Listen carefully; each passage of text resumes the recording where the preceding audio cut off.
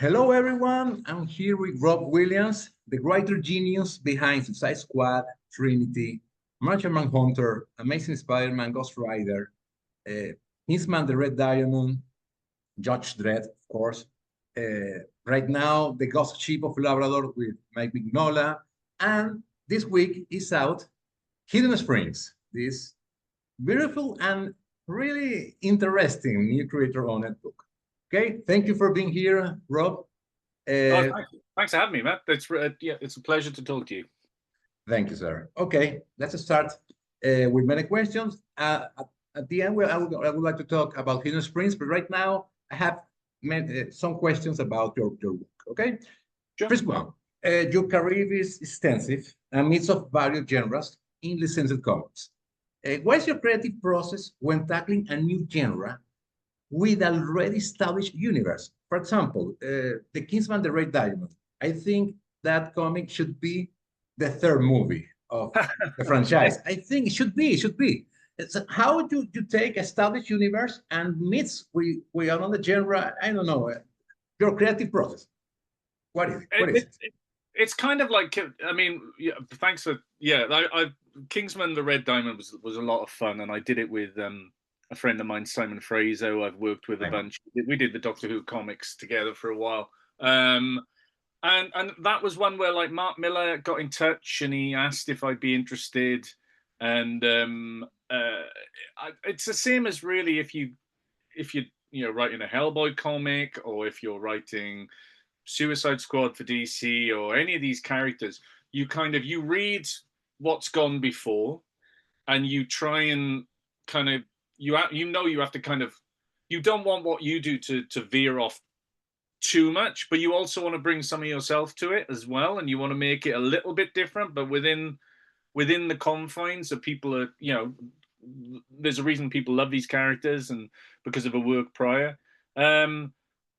It's just a case of that, really. You just kind of you try and find the DNA of why a Suicide Squad works, or why a Kingsman works, and you try and tick those boxes, but then you want to tell your own story within that world. You don't want to be a copycat too much. And that's part of the job. And I think, with so many comic gigs, whether it's Spider-Man or Superman or Batman or whichever, there's so much work has gone before. I mean, I write a lot of Judge Dredd. Judge Dredd is 50 years old next year. There's 50 years worth of Judge Dredd stories, Wow. So again, the problem comes, you trying to do something original, a little bit original. Do you know what I mean? While also sort of making it still feel like Judge Dredd or whoever these characters are. But yeah, that's part of the fun of the job. I sometimes think it's kind of as that causes its difficulties, but also so much good work has been done with these characters before that the groundwork's been done for you in a lot of ways. It's very different from create your own book like Hidden Springs or my other create your owns, where you have to build the universe yourself. A lot of the hard work's been done for you, because different people created these amazing characters previously, but we all kind of have grown to love. Of course, well, that also adds some pressure in writing. Yeah, absolutely. And it's like, if it's something like, I mean, I recently did a 2-part Hellboy story. The ghost ship, I love it. Yeah, thank you. The ghost ship's a Labrador, but it's just like, yeah, in terms of pressure, you think, oh my God, you don't want to let the standard drop, and the standard on something like Hellboy, for instance, is so ludicrously high. Some of the best comic work of the last several decades. So there is a pressure, but that's part of the job. Oh, that's part of the job. Okay. Or less. For example, I remember Project Superpowers with Dynamite. I love it too. That's another universe that you handle so well. Okay, now speaking of creator owned, let's speak of creator owned. I would like to ask you about a book that I love. It's from AWA, Out. Yes. My goodness, that book, Out. Old Hounds. I love Old Hounds. It was like Godfather with paranormal things. I love it. Yeah. But Out, my goodness, this blends horror folk with war drama, World War II, and what is now the process of creating a new universe and there will be a sequel to Out or something like that. We will see that vampire once again soon, maybe. I'm not sure outsold enough to sort of do a sequel, unfortunately. But like, I'm glad you mentioned it. I really liked Out. I thought it was a terrific sort of story. If sort of if people don't know, it was Will Conrad.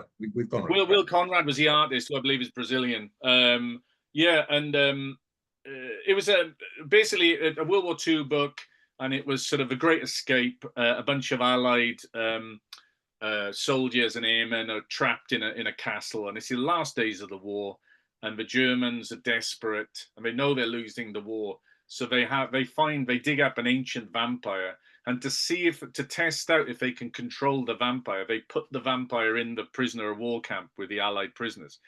So the whole idea was that the Allied prisoners, they were trying to escape anyway because it was their duty, they had to, but suddenly there's a vampire in the camp with them, picking them off one by one.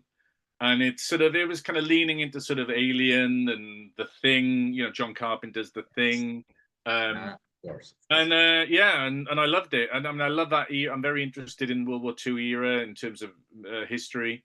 So it ticked so many boxes for me. And I thought it was a great book. I wish it had sold more, so we could potentially do more with that. I don't know a sequel because can be a sequel or a prequel because when the vampire was free. We'll see, but just like I think I mean, maybe we get the rights back one day, and maybe we do something with it. We'll see. I mean, but it's I've always thought that one would make a great movie as well. But of course, my goodness, such things are out of my control, unfortunately. Yeah, I love it. Could be a great movie. Well, right now, let's talk about Hidden Springs, this new series that is creator on it is out this week. Just came out this Wednesday. Wednesday. It's magnificent. This concept of the baby kaiju. Are going to be some spoilers. Sorry, maybe some tiny spoilers.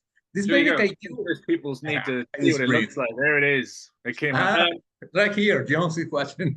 Yeah, and we have a beautiful variant cover by Pai Pa. Par. Oh my goodness, love it too.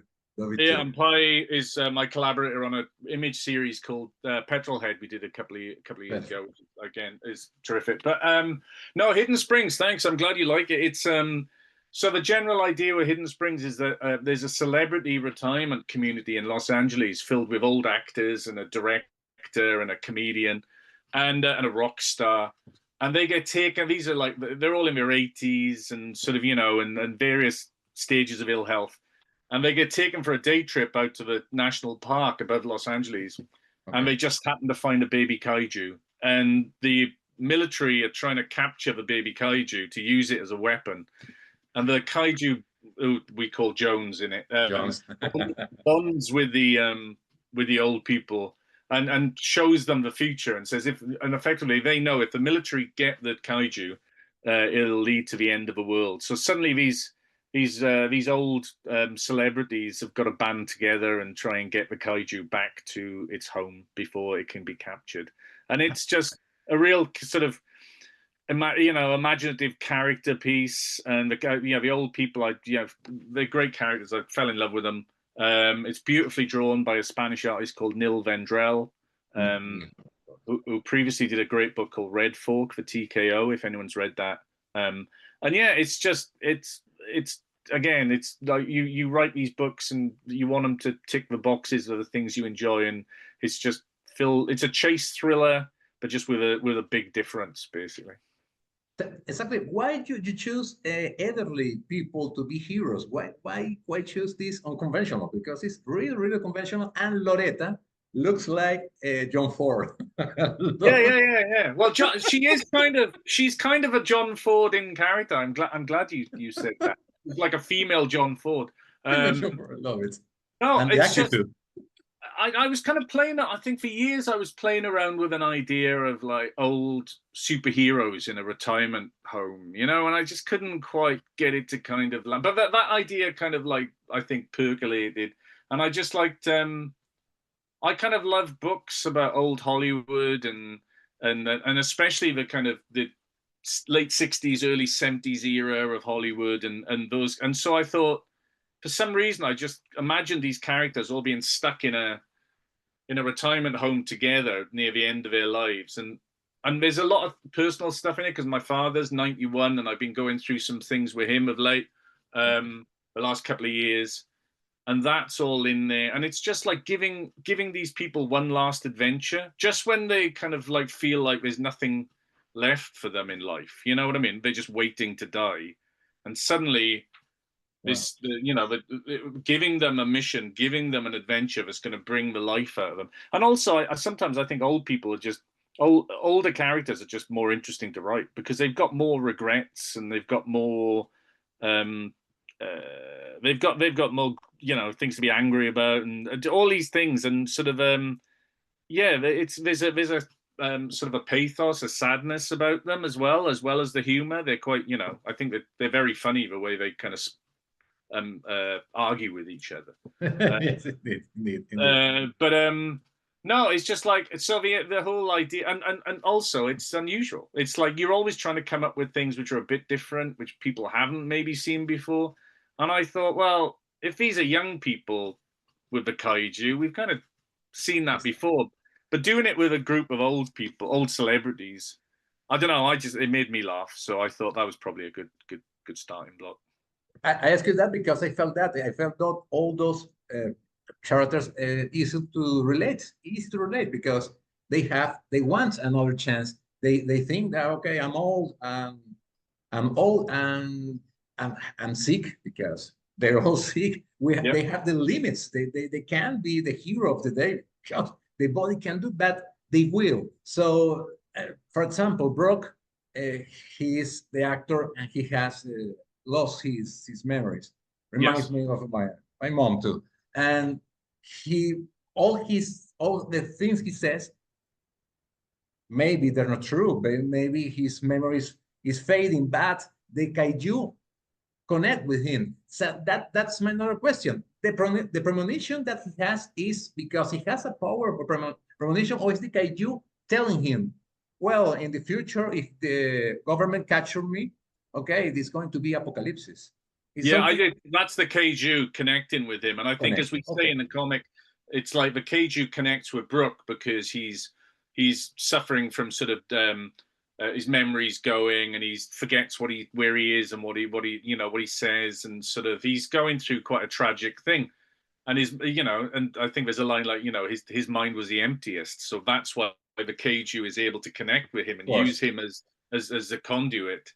But it's kind of, it's just that premonition of the future gives them the mission. Do you know what I mean? And immediately they have to do this. They have to try and save the kaiju because they're trying to save the planet. And I just thought they were a fantastic, unusual group to be given that kind of mission. We're used to seeing all kinds of young people being given that mission, but given a group of old people, you have to save the world here. I thought was kind of fun. I love that part because the journey of the hero. These 6 guys, one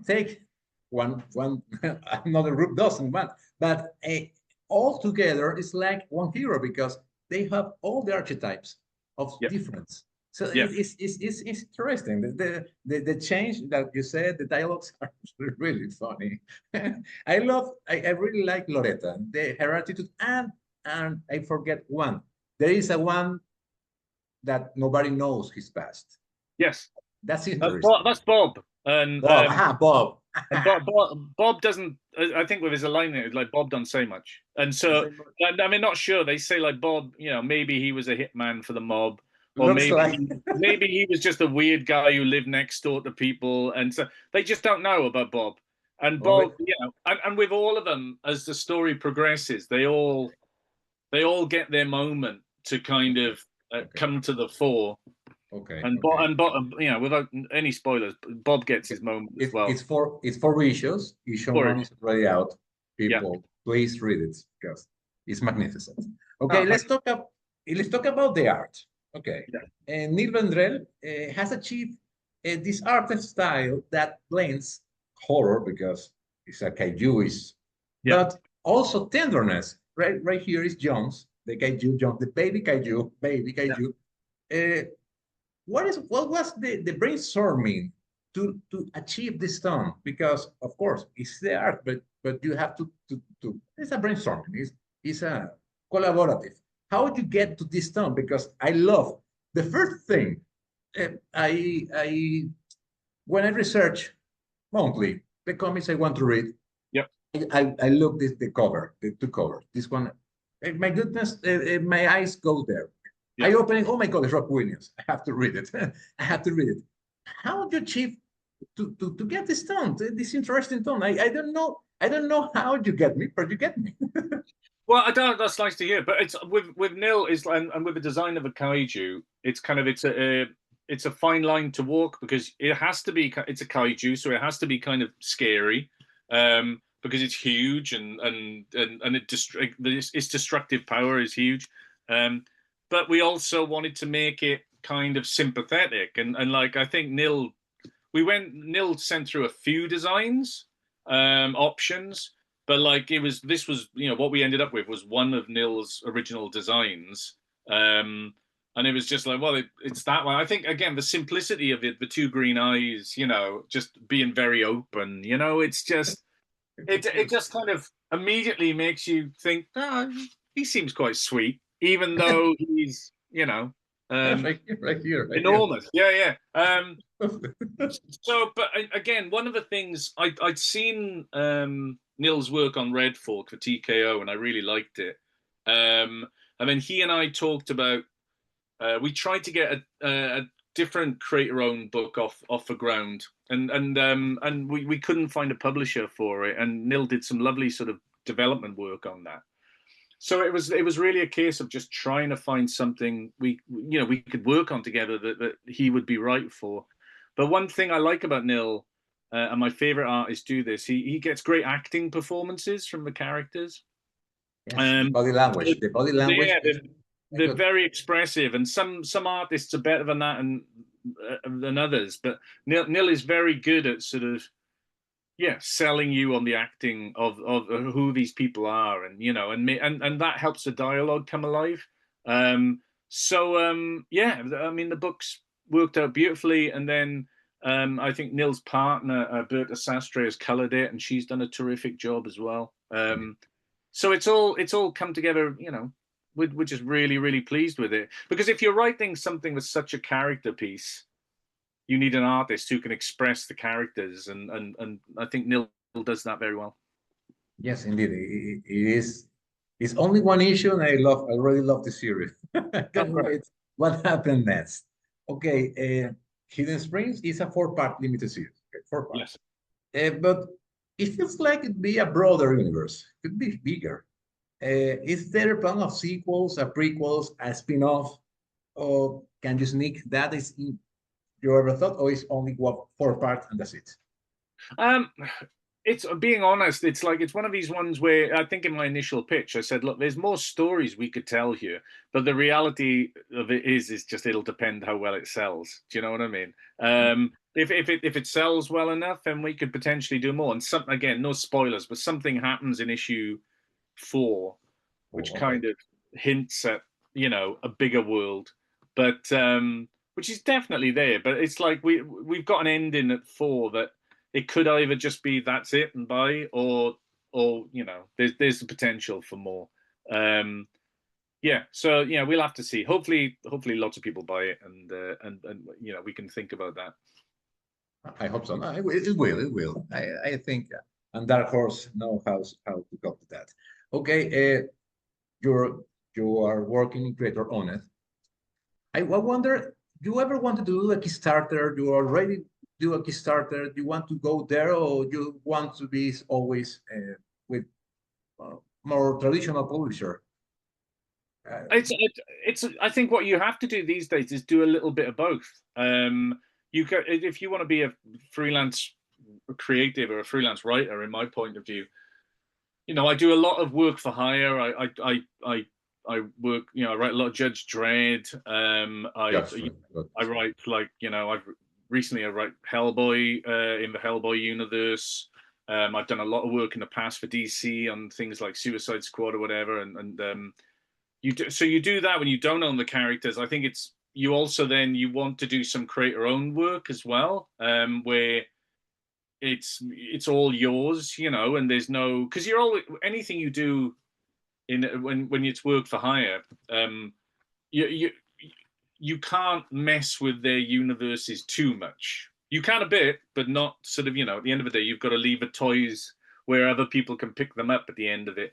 We're creator owned, like there's no limits to it. So, and if you do a book like we did, like say Piper and I did Petrolhead, which I'll show you, from Image, which we're working on the second book now. But I mean that is 100% me and Pi. We have total control over where that goes and what we do with it. So you mix in a bit of both, because usually the creator-owned work very often doesn't pay as well as the kind of work for hire. So you try and kind of get a nice balance. And then I write for film and TV as well. I do some, and the pilot of Judge Dredd. You did the pilot of Judge Dredd. I wrote a pilot episode of Judge Dredd for a TV show, which has been, in development hell, as they call it, for years. So whether that ever sees the light of day, who knows? But I wrote a screenplay for a movie that came out last year, a British movie called Game. And I've got a few other I've written a few TV shows which are in various levels of they might happen, they might not happen.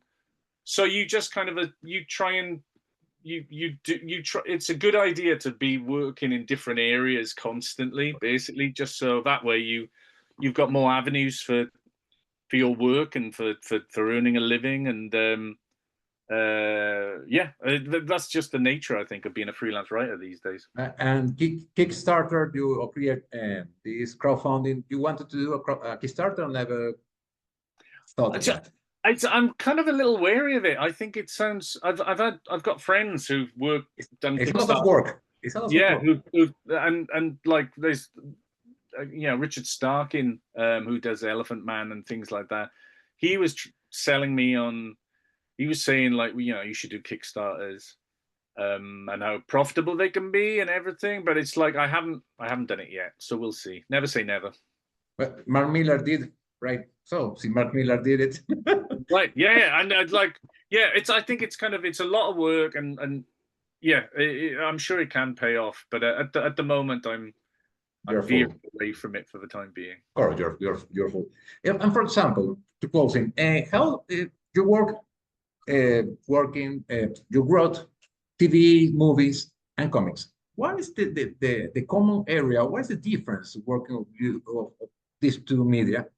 But somehow I think both are very similar. I don't know. I never met a person that likes comics and doesn't like movies. To me, because it's somehow. No, they are. Yeah, they are. I mean, they are very similar. The difference is in comics there is no limit. There's several differences, but one is there's no limit to budget in comics. You can just write whatever you want, and it's only just what can be drawn on the page. Whereas if we did Hidden Springs as a movie, it's going to be expensive because there's the kaiju, so there's lots of and like the movie I wrote last year, was a very low budget movie, and that was an interesting experience because every storytelling decision we had to be aware of how much money we were spending. Wow. And then you try and push against the confines of that, and I think we created a really sort of exciting, unusual film, which is going to be on streaming soon in a few months' time. I think if people want to sort of check that out, it's called Game, and it stars Mark Besant and Jason Williamson. So there's that. Is the budget is different. The other thing that I love, I think, more than anything with writing comics is collaborating with the artists. And when I get the art come through into my inbox, and that is, especially when you're working with I'm fortunate enough to work with people like Lawrence Campbell, Piper, Neil Vendrell. Simon Fraser. Yeah, Simon Fraser. I mean, R.M. Guerra, I've done a lot of work with lately, who the artist from Sculpt, the great Serbian artist. So that's my favorite bit of the job. And you can do an awful lot of work for film and TV and it never get made. You know, and you can get, you might get paid and it's all very exciting when you're doing it, but then it can just, the vast majority of things you write for film and TV will not get made despite your best desires. So like Judge Dredd, I want to see your Judge Dredd script. I would like to see that. No, I would too. But it's so I mean, but I think again, it's just the grass is always greener, but sometimes it's just nice to be doing a bit of work from both sides, you know. But I in terms of writing a screenplay for film and writing a comic script, the only major difference is when you write a comic script, you are describing the panels. You are actually breaking it down to panel 1, this happens, panel 2, this happens. And in screenplays, you have more of a flow. And time. I think a script is time. Yeah, time. Sure. But it's like, for a large part, they're not that different. Yeah. Okay, awesome. What will be your next project beside Hidden Springs? Is a creator owned soon, or you can't talk about it? I'm always working on. There's one really exciting top secret thing which I can't talk about. But I've got a new Judge Dredd graphic novel coming out in a couple of months. Okay. Called And to the Sea Return, which is a lovely cover there by Christian Ward. And what else have I got coming out? An awful lot of Judge Dredd things. I've got a new creator-owned book, which I'm just starting out, which I can't talk about at the moment. Okay, let's wait. It would go with the wait. Yeah, that's pretty much all I can say. But there'll be an announcement for something by me later on in the year, which I'm halfway through writing at the moment, and it's very exciting, and it features some very famous characters. Wow. So that's all I can say about it. The big two, or is it creator on it? Big two? I can't say anything. It's not creator owned. It's two very well known. Two very well known characters. Okay. Perfect. Well, thank you, sir. Thank you for your time. Loved your answer. Thank you so much. And I can wait for the Hidden Springs issue number 2. Issue number 1 is out with Dark Horse. People, read it. It's magnificent. It's a feel-good comic. You read that and you end up kind of hopeful. I don't know why, but you ended hopeful. It's really feel-good comic. Well, thank you very much. I'm really glad you like it. Anyway, that's lovely to hear. And thanks a lot for taking the time today. I appreciate it. Well, bye. All right, cheers, mate. Thank you very much. Bye-bye. Thank you.